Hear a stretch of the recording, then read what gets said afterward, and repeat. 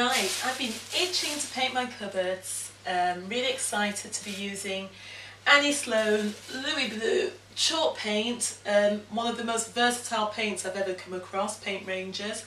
You can use this on brick, stone, concrete, tiles, wood, existing paintwork. You don't need to prime, you don't need to sand, literally you don't need to do anything, and on top of it it's very low VOC, which basically means that you can breathe really easy because it's hardly toxic at all.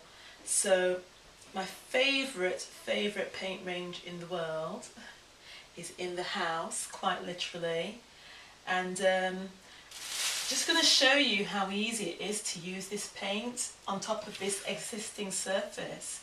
Admittedly, I don't have the right brush. I do have a brush that's better, which is this. You should get something, a mixture of synthetic and bristle, and something where the bristles won't come out easily. But it's getting really dark, really quick. I want to show you quite quickly, and I'm impatient to see it as well, if I'm honest. Right, here goes. So, there. One stroke. Beautiful, even coverage. So you can see I'm not using any like amazing technique here. I could go back and forth with it, which I probably will as I sort of distribute it down. But that's gorgeous. If you notice, I've not even put my brush back in the pot yet. So that pot, as little as it looks, will actually go a long way.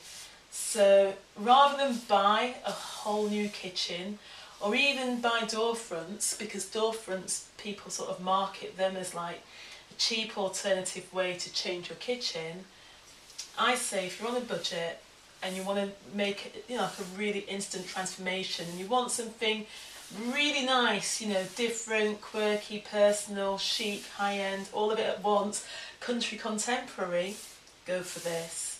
There is another type of paint called milk paint.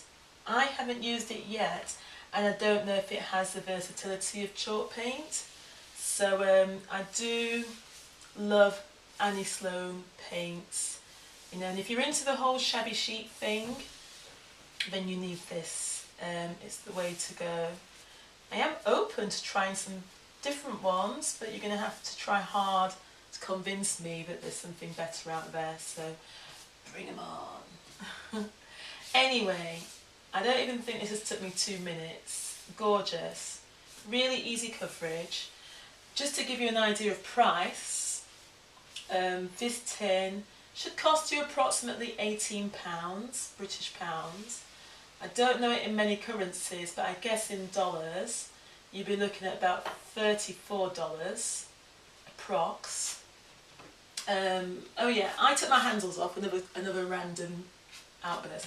Yeah, I took my handles off beforehand to make life a bit easier, so I could just whiz through this. Yeah, it's a personal thing. If you think you can paint carefully, leave them on. If you think you're a bit clumsy, take them off. Simple as that. Anyway, this is just beautiful. I'm really in love with it. Not just saying it for the sake of filming it. I genuinely really love this, because one thing I don't enjoy doing is decorating. Straight up.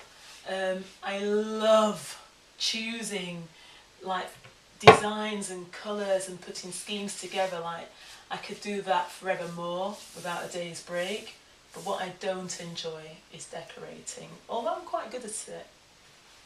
So you've got to watch my next clip, because in the next clip, or the one after anyway, I will be attempting to put up my gorgeous Marie Antoinette 5-arm chandelier. And I am talking including the electrics. I'm a bit nervous, but if I can do it, any of you can do it. And just a bit of common sense, I guess. If I discover that the wires are a bit complicated, though, I'll leave it. And you must promise me that you will not use my video as a guide to do like how-to electrics, because if you do, you'd probably meet your maker really quickly. You know, so err on the side of caution. If you're not confident, get an electrician, but we'll talk more about that in the next one. So, what do you think? I think this is fabulous. Let's have a look. I'm going to stand back and take a look. Oh, my legs! Ah, so unfit. Stunning. Absolutely stunning. Yep. Ooh la la. You know what as well, I bought Annie Sloan Old White in case I had to mix it for fear it could be a bit dark, because you know sometimes the tins aren't accurate on paints, and I don't have to do a thing to this.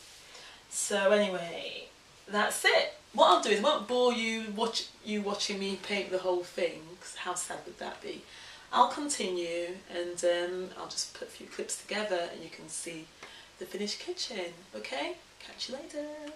And in fact, I'll do you a quick clip of how it looks now, like the whole thing.